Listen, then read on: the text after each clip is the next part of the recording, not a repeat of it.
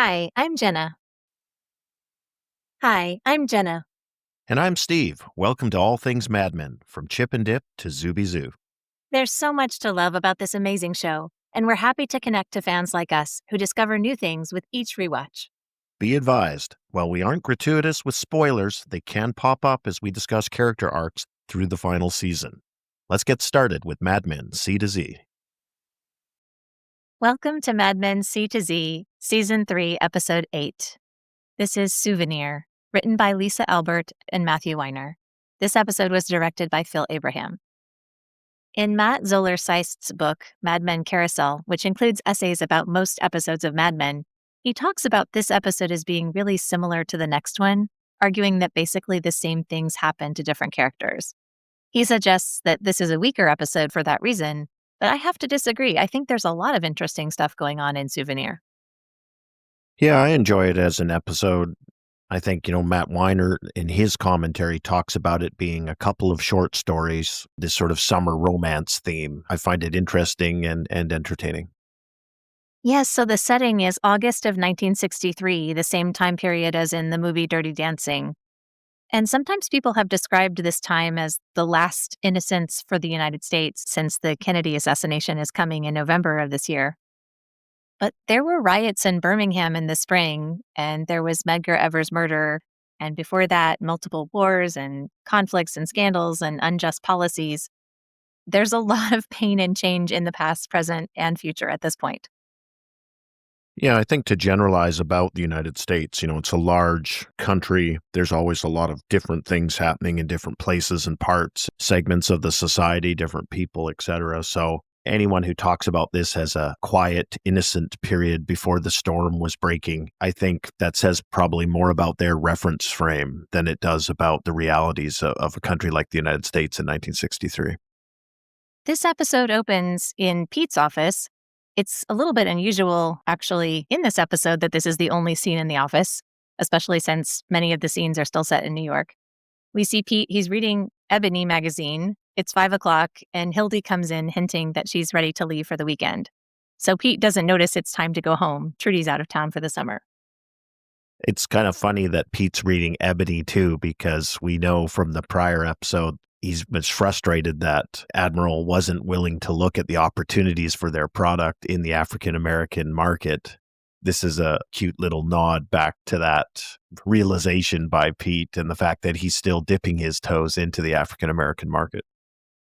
As Pete and Hildy talk about her weekend plans, she's going away to a place in Saltaire, mosquitoes, he says.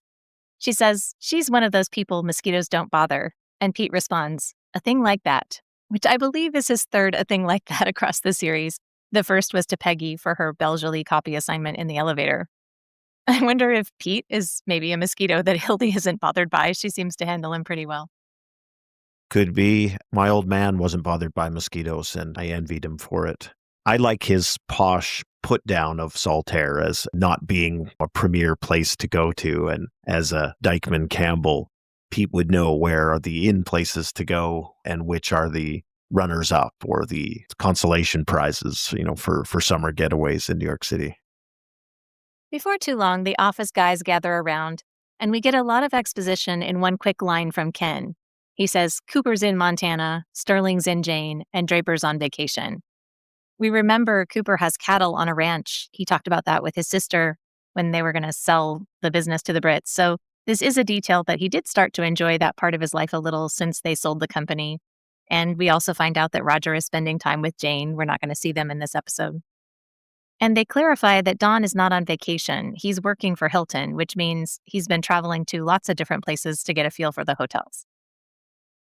I had to laugh at the put down of the armpits like Dallas or Denver, cities that in more modern times are considered a lot better for a New Yorker back in 1963. These are outposts, distant places, which I think is also a nod to Connie Hilton as a difficult client. So he's getting Don out there, putting in the miles and checking out his properties.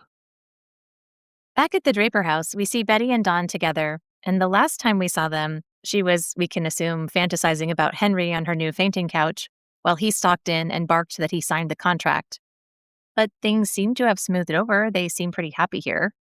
We see Betty at the table. She's working. She's busy with her junior league advocacy. And Don seems pleased to see her when he comes home. I guess if we put it from the perspective of he's been away on a trip and just arrived home, it is a relatively mild greeting between the two of them. I mean, she almost instantly suggests he go outside, spend some time with the kids catching lightning bugs. I was thinking about that too. She makes that suggestion. It doesn't seem like there's something hiding there, like, get out of my face or anything. He seems pleased to go out and join them.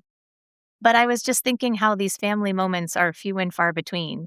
I know they're not very interesting TV, but they do fill up your life, these little things like catching lightning bugs in the backyard. I don't know if people still do that, but it's sad for me to contemplate a life without those shared moments. And although we know that Don has access to more of them as an adult than he did in his childhood, it feels like he doesn't often make the most of them. So to have this little hint of a time when he does say yes to that, it's kind of nice to see. From this family scene, we cut back to Pete alone in his dark apartment. He doesn't even bother to unbutton his shirt before pulling it off over his head. Pete's alone at home living the bachelor life in the New York City summer.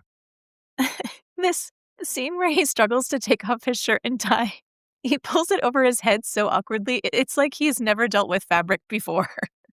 And he really doesn't seem to know what to do with himself without Trudy organizing his life for him. I guess maybe we shouldn't be so surprised that Pete Campbell doesn't much enjoy his own company. Well, I'm sure he'll get up to something soon enough here. Back at the Draper house, Betty is making phone calls for the junior league. We see her forehead is a little bit shiny and she's got a fan going, so even their nice house doesn't have air conditioning and they're feeling the heat in August. While she's making calls, the phone rings and Hilton's office calls again for Don. They want him to leave for Rome on Tuesday. And he writes the trip information directly on Betty's list that she's working from. Her work doesn't matter at all. Her whole work world is just scrap paper to him. Don's going to do what Don's going to do. The trip to Rome sounds very exotic and interesting. I don't really get the sense that Don is too enthused about going. What was your take? No, he doesn't seem like this is a great opportunity, and we've never seen whether or not Don has been to Europe. So he invited Midge to go to Paris, and he knew a lot of cities when he was playing the Places game in the Jet Set, but we've never had reference to him traveling. We knew that Betty lived in Italy before. But I would think for somebody like Don Draper who wants to see the world that this would be really amazing, and he seems to take it very much in stride. But what about Don Draper makes you think he wants to see the world? Just that sort of get out of the place he came from and scoop up all the best that life has to offer, that whole mentality. But I suppose if what he's really doing is just running away and escaping and not really seeking, then that does make the difference. As I think of the answer to that question from my perspective, I can't really think of examples where Don has a curiosity or an enthusiasm for the new and the different. You know, things have utility and serve a purpose. And as he builds his career and advances professionally, he seems very motivated. But I don't get a sense he's doing it for his own personal satisfaction or he's got the travel bug or anything like that, you know, just as a human being. And I wonder if we don't default to that assumption just based on Don Draper's socioeconomic class, I suppose, as opposed to Dick Whitman's. That's an interesting question. I think we've touched on that before a little bit when we talked about whether or not Don Draper has hobbies and whether or not Don Draper ever does anything that doesn't also have a benefit to him. So I can see how it would be opportunistic for him because sometimes he shows curiosity about other people and their stories. For example, when Midge and Roy and their friends were going to smoke pot, and we had the sense maybe he hadn't tried it before, and he was up for that opportunity when it came up. Or with the Jet Set, he was up to try something that was new. So in that case, he's curious and open to experiences. But the distinction you're making about going out and seeking them and being that motivated, that doesn't seem to be present. You're correct. Yeah, I don't think he fears the new and the different, but I don't get the sense he's seeking it out actively or that it's fulfilling for him personally in an esoteric way, you know, outside of whatever its utility is in serving him in his life. He does suggest to Betty that she should come with him to Rome, She seems to be wrapped up in her Pleasantville Reservoir work. So it's not that she's not interested, but I don't get the sense that she jumps on the possibility either. They do have a new baby, and that's her first reason for not going. But she didn't seem thrilled to receive the invitation either, which surprised me a little bit. We get a truth call out here too. When he hangs up, she says they should have gone to the beach because he's been working and gone the whole time. And he says, "Oh, that's not true." And that's where he invites her to go, which I think is a nice I don't know. We have such a low bar for Dawn, but I think that's nice of him to offer and to include her. And then when she says no, he doesn't press too hard to make it happen. In her commentary, Lisa Albert mentions that Don's life is in balance at this point in time. He's got an interesting client, he's swirling away on that. That involves some travel and extra work there. He's not currently cheating on Betty. I guess we'll see how long this condition lasts. At Pete's house the next morning, he's on the couch watching cartoons and eating cereal. He's laughing at Davy and Goliath, a claymation series that ran from 1961 to 2004. This series was funded by the Lutheran Church, and it included lessons about being an ethical person, sharing, helping others, and doing the right thing. It seems like Pete doesn't have any kind of schedule or direction without Trudy. Again, sometimes the writers or people who talk about Mad Men say that Betty is childish or adolescent, and yet here is a man with all kinds of resources. We were talking about curiosity and Dawn. I mean, he spends his day eating cereal on the couch, watching cartoons, and napping. Not that I particularly judge him for that choice for a down day. But Pete doesn't have friends he hangs out with. This is what he does without Trudy managing him. It is kind of funny to contemplate that because we know he's very ambitious and driven in the workplace, and we know that Trudy ticks all the boxes. So when all those connections are cut and he's free to his own devices, again, it's kind of humorous. In the evening, Pete takes the trash out and discovers a neighbor, Gudrun, who is sniffling and trying to stuff a dress into the garbage chute. This actress is Nina Rausch. You might recognize her from The Sandglass or Fete. In this scene, it feels to me like Pete is trying to be a good neighbor, friendly. He sees a young woman crying and he wants to help. It turns out that she's, worn the dress without permission and stained it. So she's trying to figure out a solution. She can't get it clean, so she's going to disappear it. Pete suggests, disappearing the dress isn't going to solve the problem. Maybe she should blame it on the kid. She won't do that. And it's funny, just the ruthlessness of Pete. The kid could be a perfect place to pin this. In the end, he suggests that she give it to him and he'll see what he can do, going back to the place where she bought it. It's a fun scene, and I don't get any bad vibes off of Pete in this scene. The idea with the name au pair, which in French means on par with, is that the au pair is living as part of the family unit, not domestic help. However, it's clear in this scene, you just said, well, there's not any bad intention, but it's clear in this scene that Gudrun doesn't have this equal status. She didn't ask to borrow the dress. It's not like they're friends that she can borrow a dress from, and she's afraid of being sent home and losing her job over it. And in the DVD commentary, Weiner talks about this being a class issue, that there are workers who bump up against people like Pete, who have far fewer rights than he walks around with, and she falls into that category. He has the power. So I agree with you. In this scene, it doesn't seem like there's anything nefarious about it, but she still every day is walking around with that sense of, you have the power to control my life if you want to. Well, and even if she forgot about that power disparity, we know Pete Campbell has that front and center in his head at all times. Back at the Draper's house, Betty is busy. She wakes to the alarm. She works while she's drinking her coffee. She goes and runs errands. Unlike Pete, she has things she's attending to. We see her get dressed up. She looks really beautiful in this outfit, and she looks in the mirror to apply some lipstick before going out. Sally is sitting there and watches her mother check her makeup, fix her makeup, and it just seems like this classic scene of the young girl seeing their mother as the epitome of beauty and womanhood. We just see Sally there absorbing and watching what Betty's doing and admiring her mother and simultaneously, wanting to be her mother, measuring herself against her mother. In the mirror, both Betty and Sally only look at Betty while Betty is there. It's so sad. Betty puts a hand on Sally's shoulder, but there's no conversation. And okay, maybe Betty's in a hurry. She's getting ready to go to her meeting. But it's not any, she doesn't kiss Sally on the head or give any attention to Sally at all. And Sally is left behind to stare in the mirror at herself. And she turns her head kind of this way and that way, exactly pondering that question of, I can see who you are. And is that who I'm supposed to be? Because I don't feel like that at all. And I don't know how I'm going to get from here to there. It's such a short scene on screen, but it's so powerful and it asks these really big questions. We see Peggy pondering this question and Pete and Dawn and everybody. And here it is in Sally. Who is it that I'm supposed to be and how am I supposed to get there? I also think it's some more data about where Betty's head is, what Betty's interested in, what Betty's not interested in. Personally, I don't think Betty is all that interested in being a parent and parenting.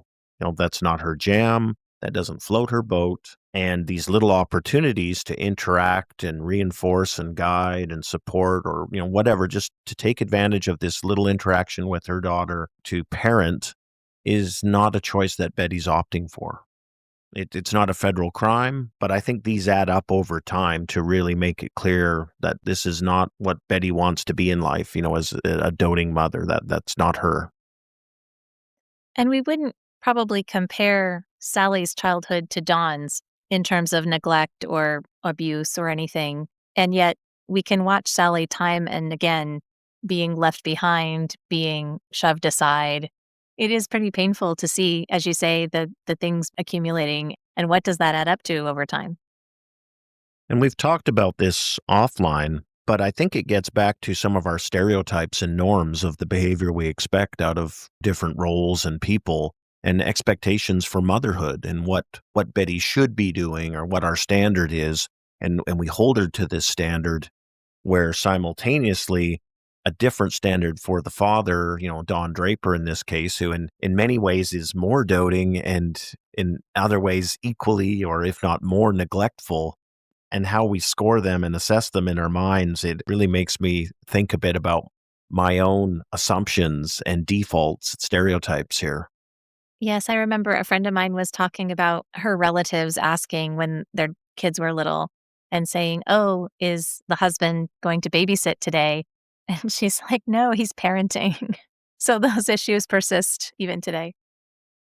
In the next scene, Betty, Francine, and their friend are at the city council meeting. Just as they get to their issue on the agenda, Henry Francis walks in. He throws the governor's name around. He asks to delay the project for further study, and the council agrees. You can really see the clout that Henry has when they ask who he is, and it's clear he's an advisor to the governor. This is a posh community, so their ties and concerns about the governor's attentions are probably higher than maybe some more disadvantaged communities. Basically, Henry saves the day here by swooping in and at least getting a delay. And Betty and Francine are thrilled that they've at least got a victory in the short term here for delaying this project. When the women applaud the decision, the mayor says, "Calm down, ladies." So even that amount of noise from the women folk, I guess, is too extra. It's kind of sexy in the hearing when Betty turns to look back at Henry. They make eye contact and she mouths thank you to him. You can see he's pretty happy with himself here because he's interested in Betty's attentions every bit as much as she's interested in his, I think. Yes, and when he arrives and she turns and sees him, her whole face lights up, and it's completely different than we've seen her light up for Dawn coming in the door. So you can see that's genuine. That's not something that she's faking just to please him or to manipulate him into doing whatever it is she wants. After the meeting, Henry walks Betty to her car. Francine says goodnight to them after a Jack Kerouac reference, and they say you can't fight City Hall, she says. And Henry replies, "In politics, when you have no power, delay." Betty thanks Henry again, and he leans into her car. And I notice that he is really very direct about his feelings for her. And Dawn isn't that way. And Betty is receptive to Henry here in a very different way than she was to Arthur from the stables. Of course, Henry is available and Arthur was engaged, but what do you think it is about Henry that makes her more open to him at this point? Listening to the commentary from the writers, I guess my take is it's reciprocity from his openness. He's very clear that he's interested in her, he's impressed by her. Even his answer to the questions where she, tries to be proper and thanks him again for helping out. And, he spins it into, well, he puts his heart into things that are important to him, or someone who's important to him. He's invading her personal space here. Again, not really crossing the line where it's completely untoward, but it's certainly a much warmer, more intimate positioning than we would expect if he didn't have bigger interests here. I get the sense that Betty's at the point now where she's so starved for this type of attention that she's just very amenable to it and then reciprocates it. So, as Henry leans into the car, he kisses her. After, they don't talk about the kiss or what it means. They just say goodnight and drive safely, but there's no criticism, and they don't have any, oh, we shouldn't have done that mistake kind of talk either. It's a thing that happened, and she does look a little worried or concerned. He looks pleased. She doesn't feel like she has just turned her world upside down, even though maybe she has. The kiss is also very mutual. It's an extended kiss. She's kissing him back. She's not just a passive recipient of his kiss. And the silence afterwards, where neither of them says anything or tries to brush it off or smooth it over, I think just adds to the tension of the scene here. They're not running away from this moment, even if they're not leaping into each other's arms either. When Betty gets home, the first thing she does is drink a glass of water. And we know that's what Don does after he's been out with somebody else. You just can't wash that away. When Don comes into the kitchen, he notices her happiness and he asks about what happened. And we see him facing her and listening and making eye contact. It's real attention he's paying to her, and he's not sniping at her or correcting her. It's a little bit ironic that she's out kissing Henry and she comes home and gets from Don the thing she always hoped to get from Don. How much of her joy and excitement is related to Henry versus the Pleasantville Reservoir, do you think? I have that question as well. I'm not sure if she ever would have gotten involved so actively with the water tank project had Henry not been related to that project. So I think we can definitely question her motives there. I mean, she pitches it to Dawn completely as about the reservoir, but as a viewer, I feel like I fall on the other side of the fence, that that's all just a mask for the real excitement, which is this quite warm, passionate kiss with Henry at the end of the hearing. We get a truth call out in this scene when Betty celebrates her success and she describes the outcome. She says the whole project was based on the idea that the water's not good anymore, which is a lie. It's not true at all, not even a little bit. They just made it up. And then she quotes Henry to Dawn, saying, when you don't have any power, you have to delay things, which could describe her situation with Dawn if she decides she wants to leave him. Yeah, and in some ways, maybe it describes the broader marriage in the sense of delay, right? So there's no dramatic action taking place, but we don't have this feeling, despite no signs of additional pressure or stress at the moment. We don't have a sense that it's in a good place or a problem has been solved. It really does feel like a holding pattern. A thousand little cuts. In bed that night, Betty decides she does want to go to Rome with Dawn. She says, I just want to get on a plane. And I didn't get the sense that this was guilt over her kiss with Henry as much as she has awakened a need for adventure. Her junior league project is over now, and she needs something else to do. She's had a little bit of success, and she might as well say yes to this opportunity. Matt Weiner gives the impression that she does feel guilt and wants to make that situation right.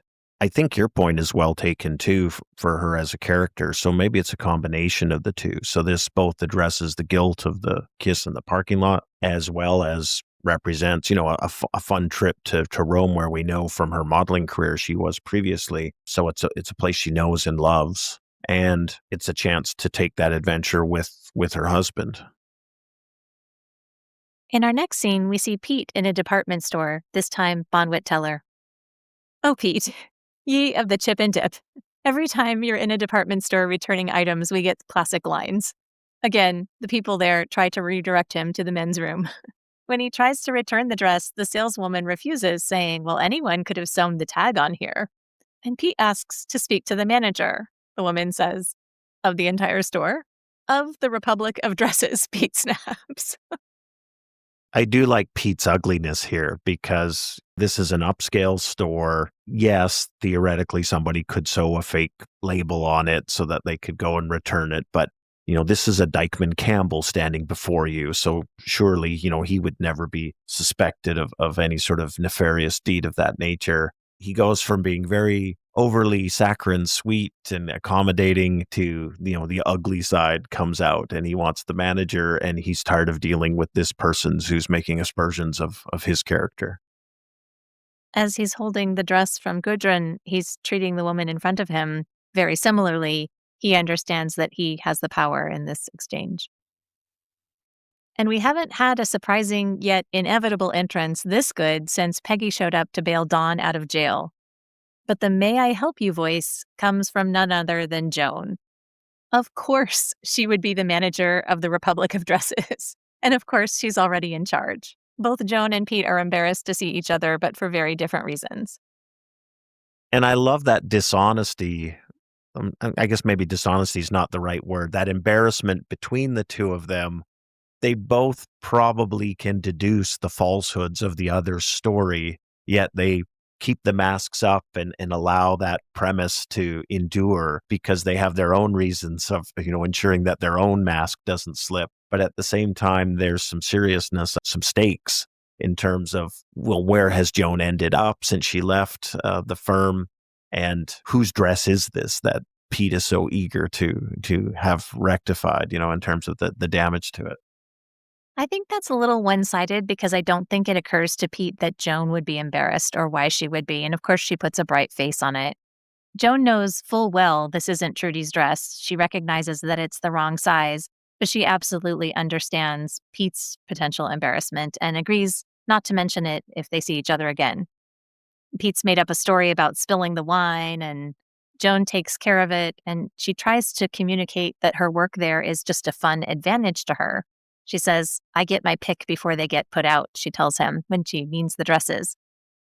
Joan can't resist asking, how are things at the office? Which I think betrays the fact that she misses it there. It's more than just a polite ask. And Pete doesn't give her very much. He says Moneypenny hasn't self-destructed yet, but it's only a matter of time. So we know that Joan Hooker has taken Joan's place. I think there is more to Joan's predicament that Pete would be aware of because she was leaving the company to cease working, right? She's now the arm piece of a handsome surgeon. The fact that she's working in this store, maybe, Joan's story isn't completely unbelievable, but given Pete and his level of suspicion and the rest, I agree. He doesn't have high expectations for Joan, but he knows something's gone sideways, that she's working here as a manager in this dress store. He's got his own secrets, so he's not going to dig or pry at that in any way. And their mutual discomfort in the situation, it makes it a delicious scene from my perspective. Yeah, I think Pete is too self-absorbed to care or notice her discomfort. And I think for her, because when I watch the scene, I'm a little bit surprised by how uncomfortable Joan is. When I think about it a little bit, being seen by Pete and knowing that he could go back to the office and tell the others, she's really going to care that Roger knows because Roger will register that and he will have that opinion where Pete might not really think that much about Joan. And we also have this moment where Joan reveals that now Greg is thinking of a new specialty in psychiatry. And that means he would take even longer to finish his program. So she'll continue to be working. And as Pete leaves, the camera lingers on her face, and you can see she doesn't like being caught here working in a shop, even though it's a luxury Fifth Avenue department store. The next scene has Dawn and Betty arriving in the hotel lobby in Rome. They're at the Hilton. For a show that's filmed in Los Angeles area, they do a pretty good job of creating the illusion that this is the lobby of a hotel in Rome. They're soon up to their room and the phone rings. It's Connie checking in on them, making sure they've arrived all right, setting up an evening meeting for them for dinner. I think that scene, that moment in the lobby is so key. As Betty starts to light a cigarette when Dawn heads to the desk, a man passing by immediately pauses to light it for her. This is Betty being noticed again. This whole episode is about these moments where people are paying attention to her, which is what she's craved the entire show. And she speaks Italian. So in the hotel room, they see the fruit basket waiting for them. And Betty critiques Don for giving the bellhop a $2 tip. She says it's more than he makes in a week. And I feel like that's a class error that Don's making more than it's Betty being selfish. This extravagant tipping would mark him as somebody who doesn't know what to do. Yeah, I don't know if it's a class error so much as I think it's just the US dollar is sky high in value. Italy is still, in that post-war recovery period. So Don truly is the, American millionaire relative to these other people. So a tip that wouldn't be out of place on Fifth Avenue is excessive in Rome at this time. And Don is oblivious to that fact, whereas Betty, from having lived and worked there, has a much better sense of the valuation of things and can see the inappropriateness of it. They both seem really pleased with the view, which is the actual view from a room in the Rome Hilton, according to the commentary.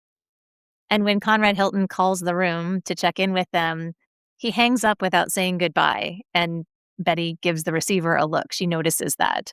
He's this quirky, slightly out of place success story, not unlike her husband. Yeah, and his eccentricities, are tolerated in a way that in polite society for those further down the food chain, you don't do that. But once you rise to that entrepreneur, multimillionaire global business celebrity, I suppose you don't have to sign off from your phone calls. When you're done, you hang up and the others just have to understand it. I think it's another nice little touch of aspects of Conrad Hilton that, as much as he's a desirable client, he brings his own challenges with him as well. A bit later, we see Betty and Don napping in their room, bells ringing outside. It's a short shot, but it's so authentic. TV never shows real people sleeping when they arrive in a place with a time difference. And I have to admit, when I go overseas, one of my favorite things is that late afternoon nap, just trying to catch up and rest and to hear the bells of Rome chiming. It really, I think, helps set the mood for us as viewers that they're off on this amazing adventure in Rome. Back at home, Carla is not having an amazing adventure. She is staying with Betty's kids 24/7, including the new baby. And now Francine drops off her kids to stay with Carla for an hour too. Thanks for that, Francine. It seems that Carla is almost working for Francine. It's not that she has the option to deny this request. It's Francine showed up and drops off her kids, and that's just the way it's going to be. So I think it's another example of those power disparities we were talking about earlier, where there's language that suggests you have a choice, but you really don't. I think Betty Draper has a lot of iconic looks in this series, but this might be the single most memorable one. She's been to the hotel hairdresser, she's got a new dress, and she is undeniably gorgeous. This show took home a lot of awards for acting and best series, but this particular episode also won an Emmy for best hairstyling. Yeah, January Jones is drop dead gorgeous throughout this episode, and this is probably the summit of that mountain in this particular scene. I love the introduction of these two Italian men trying to hit on her and starting to talk to her. And then to their surprise, she speaks Italian and she calls the one on him not being a gentleman. Just the whole scene is really fun and delicious as she's a little flirtatious with these guys, or at least not telling them where to go and how to get there. And then the American millionaire stranger walks out.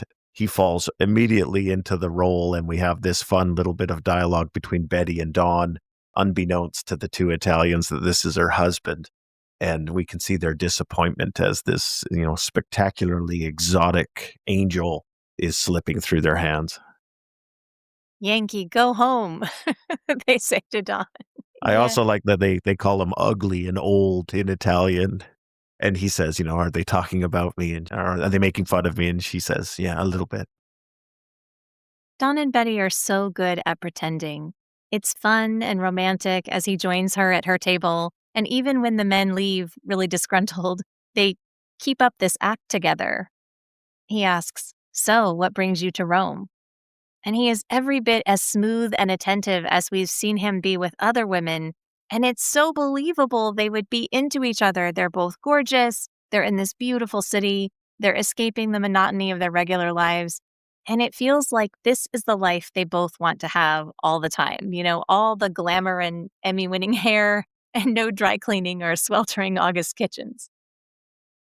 Yeah, and Lisa Albert makes a comment that there's a sadness because scenes like this really underline that truth that they once had this magic, this attraction, this compatibility, and it's been lost over time. And maybe in this instant, they reclaim it for a moment. But we know the history here and we know where this is headed. You do feel that tragedy in it.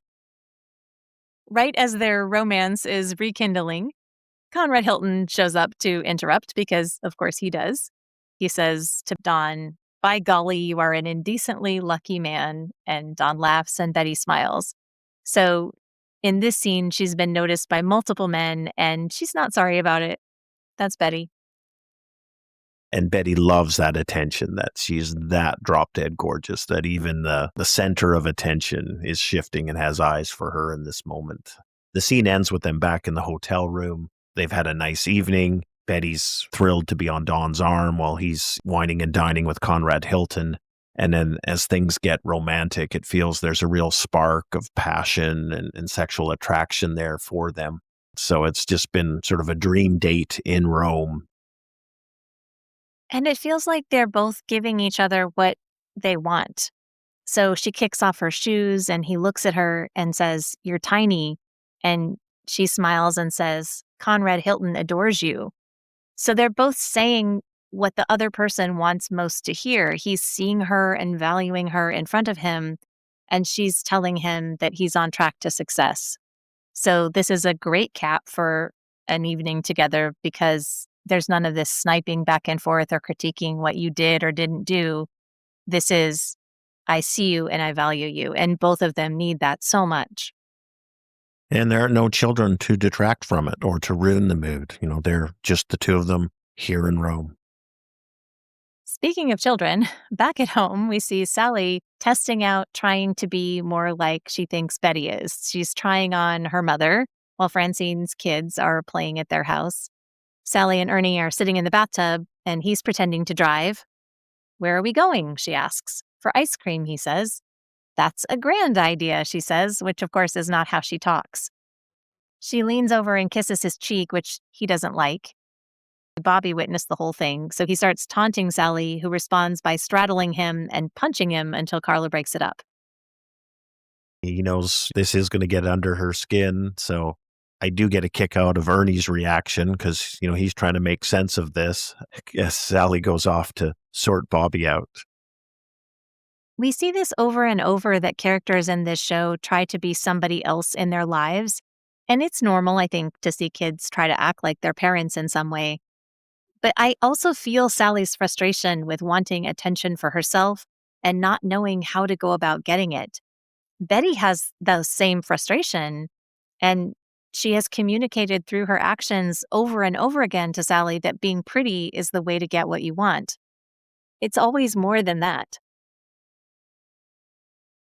Back at Pete's building, Pete knocks on the neighbor's door with a brand new stain-free dress to present to the au pair. "Aren't you a lucky girl?" he says. And she's so grateful and thanks him. In the DVD commentary, Lisa Albert says that both of the key stories in this episode involve men coming in and saving women. Henry in the council meeting for Betty and Pete and the dress here.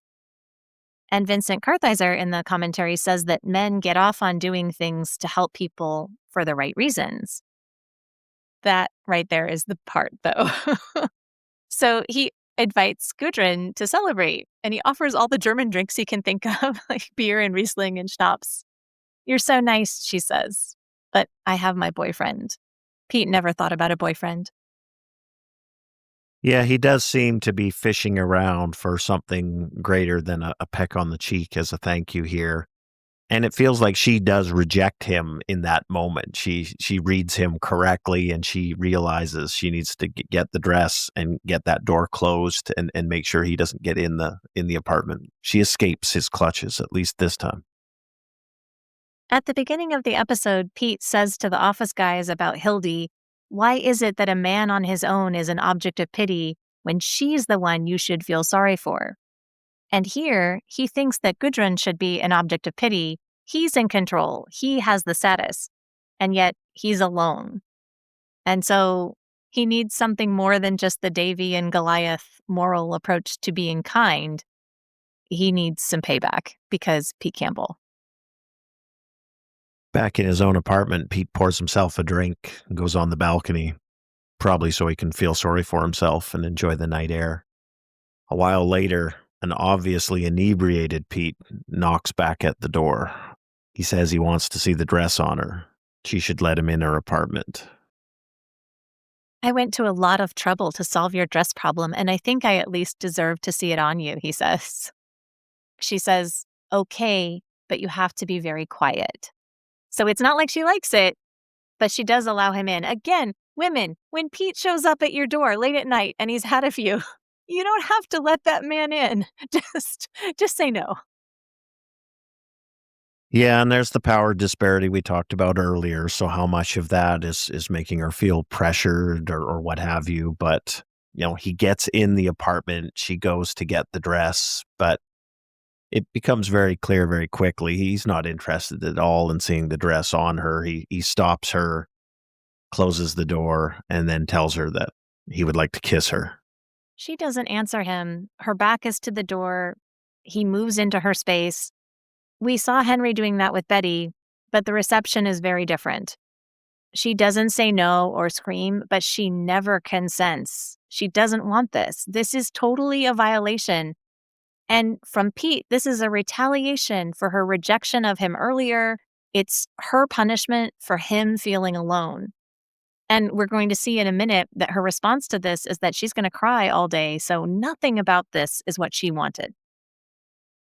Yeah, I don't disagree with all that, and I think the power disparity here is so crucial to what is her power to say no, kind of like Carla at the door when Francine drops off her kids.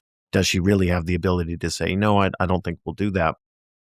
All that said, in the commentary, Lisa Albert, the main writer for this episode, said that she felt that she gave him permission. Gudrun gave Pete permission for this kiss, and that it is a mutual kiss. Like Pete's not forcing himself physically on her at this point, and she's not resisting or denying her consent actively.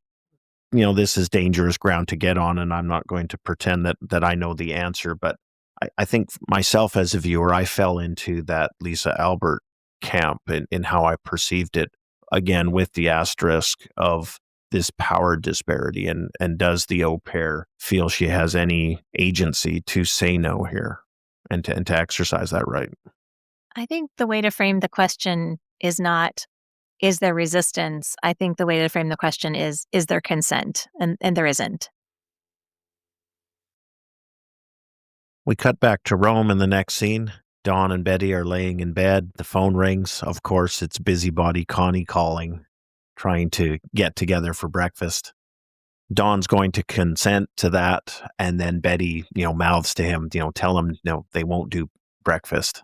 I love that because usually it's Dawn canceling their social plans, and here it's Betty waving him off, and Dawn has to make the excuse. And we see Dawn saying, I like sleeping on this side of the bed because they're on the opposite sides. I can't say their roles are reversed in Rome, but they are different people here for sure. And Don takes his cue from Betty here. He does tell Connie that they've already ordered breakfast, which is a fib, so they're going to have to do that. Betty is just wearing a towel here in the morning light, but she's completely gorgeous, in a different way than sort of the glammed up Betty of the previous evening. As Don goes off into the bathroom to start getting ready for his day, she follows him and drops the towel as she goes in. So obviously the passion and affection they're feeling for each other is carried over to the following day. Later, as we see Betty and Don arriving home late, Betty is happy to take the baby and smile at him. Carla mentions that Sally had a display of temper after Bobby teased her for kissing Ernie. And Betty registers that. She says, okay, thank you for letting me know. Don is not at all interested in whatever Carla has to say about their kids, and he just leaves to go get the mail. It is kind of a big jump, isn't it, from sort of round 2 in the morning in Rome to back to domesticity, dealing with, the minor issue of what happened with Sally and the handover of little baby Jean back to Betty and Don absenting himself, rather than getting the down low. It's almost like switching a channel from this exotic, adventurous escape to back in the humdrum. I feel like that dress probably was worth around 4. Just saying. The next day, Pete is dressed like an adult. He's eating dinner at the table. He is acting like he's got himself together when he hears his neighbor knocking. This is Ed Lawrence from down the hall. The actor is Ned Vaughn. He has a lot of screen credits. I recognized him best from In the Control Room in Apollo 13, and he was Seaman Beaumont from Hunt for Red October. He was also in Courage Under Fire, Yellowstone, and a bunch of other stuff. The neighbor is very direct. I spent one of my precious vacation days refilling the Kleenex boxes. Do you know how hard it is to find an au pair my wife can get along with? I've had 4 quiet months without any tears, Mr. Campbell. Stay away from her. Stay out of the building. And Pete denies and denies. He's happy to blame her. He says, I don't know what she said. He's so ready to use his power and status to get what he needs. This neighbor is not having it. But at the same time, this neighbor is not condemning what he did. He's talking about a very specific circumstance of saying, hey, keep your bad behavior out of the building and stay out of my apartment specifically. He's not looking to expose Pete more broadly, even though clearly he certainly has it in his power to do so.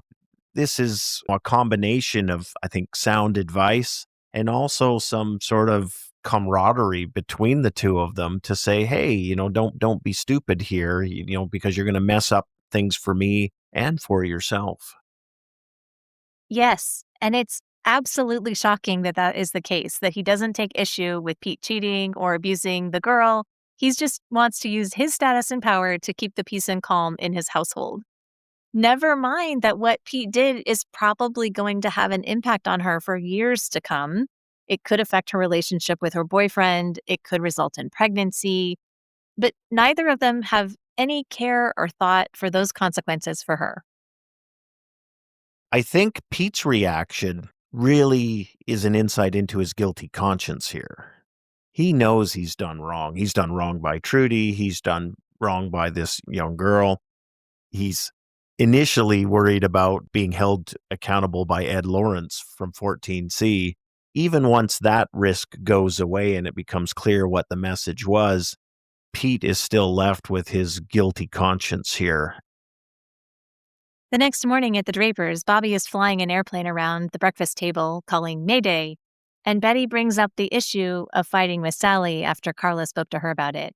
Sally immediately starts denying her behavior, much the way Pete did, but Betty insists on an apology, which Sally offers and Bobby accepts.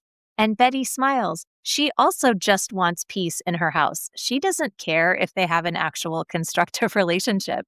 Bobby, to be fair, does not really seem very bothered by it, but Sally clearly has some things going on. As Don goes out the door, he gives quite a warm goodbye to Betty as he sets out on his workday. As he turns away from her, she's not looking particularly happy or satisfied at all. She looks like a prisoner who's just been put in her cell. Yes, this is their normal life again. Betty and the kids are going swimming. Don's heading to work. But there are these little bits between them. Betty pulls out a cigarette and Don thoughtfully reaches over and lights it for her, and they smile at each other before he goes. He seems to have some residual glow from their trip. I agree with you. Her face seems like this is not enough for her anymore. This space is too small. I think it also is probably symptomatic of the state of their relationship that there is not a longer enduring afterglow of this adventure to Rome. To be there literally the next morning and be back at square zero, or at least that's the perception I get from seeing Betty's face, to me suggests, wow, these fissures and problems, they've not gone away. You can't even gloss them over. The instant the adventure ceases, you're back in the mundane day to day, which does not float your boat. Over at Pete's building, Trudy has arrived home from being on vacation with her parents, and we see Gudrun coming in the elevator with two kids. Trudy is super friendly to them, and she's also really excited about being alone with Pete when they get to their apartment. She kisses him, she missed him. He seems down, and she says, "You always get that guilty look on your face when we see little children. I told you I don't care." So apparently, she did let go of the adoption plan, even though we know having a baby is really important to her. "You're my husband. I want what you want," she tells him. And I feel like she's trying to mean it. Pete looks positively sick, to his credit. He sees this evidence of her love. She's given up her dream of having kids just to be with him, and he is a cheating weasel. He can't even look her in the eyes. He really does look sick to his stomach here, and you get this sense of all his ethical failings landing on his head finally. It feels like he should feel this awful, given how loving and thoughtful Trudy is to him. I don't know, is this a sign of Pete Campbell turning a corner or making a change in his life? Lisa Albert in the commentary suggests that it is. She suggests that this is where Pete falls in love with Trudy again. So I think that'll be an interesting thing for us to track going forward. In this scene, though, Trudy can't miss it. She says Peter did something happen. He doesn't say anything, but she isn't a fool. Well, except that she married Pete, I guess. But otherwise, she goes to her room and she slams the door. So it's not spoken, but they both understand. She knows, and he knows she knows. Oh, wow, you're going that far on it. I didn't get that read. I guess I'd have to rewatch it and take a little more close look at her departure, and I didn't catch a door slam either. So that's interesting. You're in a slightly different place than I ended the scene. Back at the Drapers, Betty looks in her living room and she pauses when she faces the fainting couch. She calls Sally in, and I noticed that on the living room, they sit on the regular couch together, not the fainting couch. And this is such a weird speech she gives to Sally. What did you think about this? Yeah, I think ostensibly it's this advice to her about, don't go around kissing boys. Boys kiss you. The first kiss is special. She's talking about herself and Henry here. Maybe it has a bit of applicability to Sally and Ernie's situation, but it does feel like more this is Betty talking about Betty. In the later stages of her talk to Sally, seems to go off and take stock of life and saying that there are a lot of first kisses and other kisses are a shadow of that first kiss. In the commentary, they talk about this as being a moment where she's finally acknowledging to herself that Dawn and her no longer have that magic, that the kisses don't matter. That seems an odd conclusion given the passion that they seem to have for each other in that moment in Rome. What was your take? Yes. And when she says that every kiss after is a shadow of that first kiss, it is clear she's talking about how her kisses with Dawn are less special when they seem to be very special when they were in Rome, but now that they've returned, it suddenly isn't. And it also seems clear that that first kiss with Henry meant something important. They're not strangers. But none of this is helpful to Sally at all. And it feels very grim if all of your kisses are downhill after the first one. I don't love that for us. That seems just as dark as some of the things Dawn has said to various people. Betty's life is in a pretty grim place if we accept that she's not happy being a domestic housewife. She's not interested in raising her children. She's got this philandering husband that she knows that's the case, and she's no longer in love with him or falling out of love with him. And she's got this exciting new man who obviously is very into her and very forward and open about his passion for her. And she's feeling that excitement. It just feels like a very dark hole that Betty's found herself in at this point. And even this little getaway fantasy in Rome can do nothing to resolve those issues that are really at the core and at the heart of her day to day. I agree. It is a very dark speech, and it does help us understand more about where Betty's headspace is, even though I think poor Sally could use an actual conversation centered around her needs, and this is not that. This is a smaller point, but at the beginning of this talk, Betty says, the first kiss is special. It's where you go from being a stranger to knowing somebody. And I get we're talking about Henry, but isn't that a weird thing to say? I mean, is there no space between stranger and kiss ready? I just, I don't think Betty or Dawn are going to be giving any parenting classes anytime soon. That afternoon, when Pete comes home from work, Trudy is determined to talk about mundane things, a new fruit market, the cold salads. But Pete pauses her and he says, Trudy, I don't want you to go away anymore without me. And she looks right at him then and says, Good, I won't. This to me really suggests that she understands what's happened here. Betty pretended to herself, but Trudy is not pretending. She's just going to box it up and move forward with this man. Because after this, she gives him a real smile and she asks him about work. I feel like this is some very loving forgiveness from Trudy to Pete. Yeah, she's very committed to this relationship and all in on it. And, with a flawed partner like Pete Campbell, I think really taxes her intentions here. And she makes it clear she is fully committed. So, you feel that Pete is very fortunate to have a partner like Trudy. And just to amplify his childishness, Pete's story about work is that Kinsey invented a contraption to shoot a water balloon across the office, and they filled it with ketchup. Pete is out there making a difference every day. The next scene is Francine and Betty talking about Betty's trip to Rome recently. But I think we get this sense that both women are talking about something a lot bigger in terms of their life and where they are and where they've been. Yes, Francine says she and Carlton went to Lake George, no problems, no kids. It was magical. And she also reveals that the city council reversed their decision about the reservoir, so all the work that Betty built toward that effort was wasted, unless she was only intentionally doing that as an excuse to talk to Henry in the first place. So, as Francine kind of suggests, like it's a flirtation, because Francine definitely noticed their looks they were exchanging. She says, well, maybe this could be an excuse to get more help from high places. And Betty says, no, I'm done with that. I do not get the sense that Betty is done with Henry Francis. I get the sense that Betty is done with community water issues.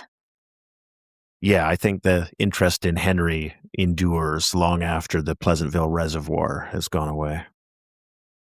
When Dawn comes home, he's happy to see her, but Betty is all business and a bit crabby. She says, I hate our friends in this town. And he says, oh, we'll go away again, Bets.